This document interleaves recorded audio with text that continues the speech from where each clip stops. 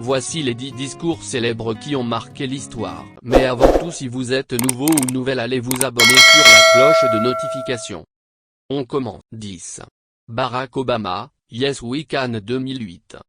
Yes we can, oui, nous pouvons, a bien failli ne jamais naître. Un slogan un peu niais selon Barack Obama, mais pas selon son épouse, Michelle, qui l'a encouragé à l'utiliser. Yes we can et change we can believe in le changement, nous pouvons y croire, ont ainsi symbolisé en 2008 l'élection historique de Barack Obama comme président des États-Unis et l'ont placé de facto comme digne successeur de Kennedy en tant que l'un des plus grands orateurs de son temps. 9. Ronald Reagan, Tear Down This Wall 1987. Un petit quart de siècle après le grand discours de Kennedy à Berlin, Ronald Reagan lance lui aussi un appel sans équivoque à son homologue russe Mikhaïl Gorbatchev. Avec sa phrase « Abattez ce mur », il signifie à Mikhaïl Gorbatchev qu'il doit laisser de côté la glasnost et la perestroïka et détruire le mur de Berlin. Ces mots prononcés devant le dit mur ont réveillé une foule en délire. Il faudra tout de même 2 ans avant que le mur tombe pour de bon. 8. Nelson Mandela, An Ideal for Which I Am Prepared to Die 1964. En 1964, Nelson Mandela est condamné pour sabotage contre le régime d'apartheid en Afrique du Sud. Il passera au total 27 années en prison. Le pacifique Mandela est contre toute action violente, mais n'en est pas moins prêt à mourir pour ses idéaux. Sa libération en 1990 marque le début de la fin de l'apartheid. Un mouvement désintégration qui arrive à son apogée lorsque Mandela devient le premier président noir d'Afrique du Sud. 7. Martin Luther King. I Have a Dream 1963. C'est le 28 août que Martin Luther King et son combat pour les droits civiques rentrent dans la légende grâce à une petite phrase de 4 mots. Je fais un rêve, commence Martin Luther King, je fais un rêve où mes 4 enfants pourront un jour vivre dans un pays où ils ne seront pas jugés sur leur couleur de peau, mais sur leur personnalité. Par cette simple phrase, il relie son combat avec l'un des principes fondateurs de la Constitution des États-Unis: All men are created equal, tous les hommes sont créés égaux. King fut tout comme Kennedy victime d'un attentat. 6. John F. Kennedy, Ich bin ein Berliner 1963. Quelques mois avant l'attentat fatal de Dallas, le président tient à mettre en lumière, dans un Berlin encore divisé, les liens qui unissent les États-Unis et le peuple ouest-allemand.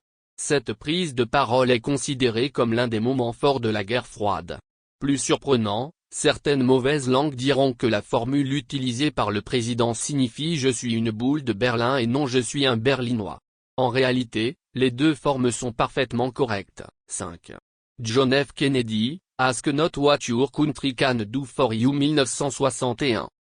John F. Kennedy a démontré dès son discours inaugural de 1961 qu'il serait l'un des plus grands orateurs de son temps. Il fait appel au sens civique du peuple américain. Il demande aux Américains de s'interroger non pas sur ce que l'État peut faire pour eux, mais plutôt sur ce qu'ils peuvent faire pour leur pays. Barack Obama va utiliser les mêmes ficelles 50 ans plus tard lors de ses campagnes. 4. Charles de Gaulle, Je vous ai compris 1958. Le 4 juin 1958, au cœur de ce que les Français appelaient encore alors pudiquement les troubles d'Algérie mais qui s'étaient transformés en véritable guerre, le président français se lance dans un discours politique à Alger. Sa phrase aussi célèbre qu'ambiguë provoquera des désillusions dans les deux camps.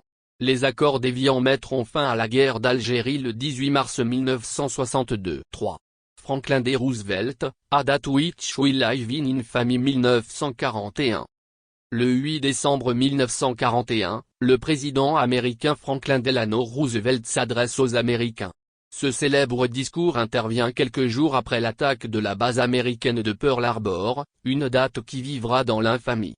Il marque l'entrée des États-Unis dans la Seconde Guerre mondiale. 2. Winston Churchill, Blood, Toil, Tears and Sweat 1940. En 1940, le continent européen est en proie à la Seconde Guerre mondiale. Le 10 mai 1940, Winston Churchill succède à Neville Chamberlain.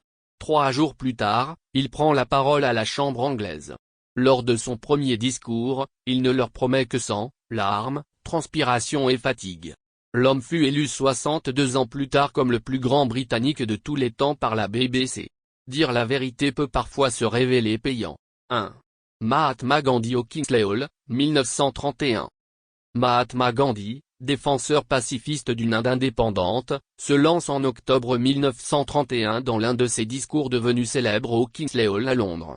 Il offre à la nation qui a colonisé son pays une tirade sur la spiritualité. Winston Churchill, cet autre grand orateur qui deviendra 10 ans plus tard Premier ministre du Royaume-Uni, ne sera pourtant pas impressionné par ce fakir à moitié nu.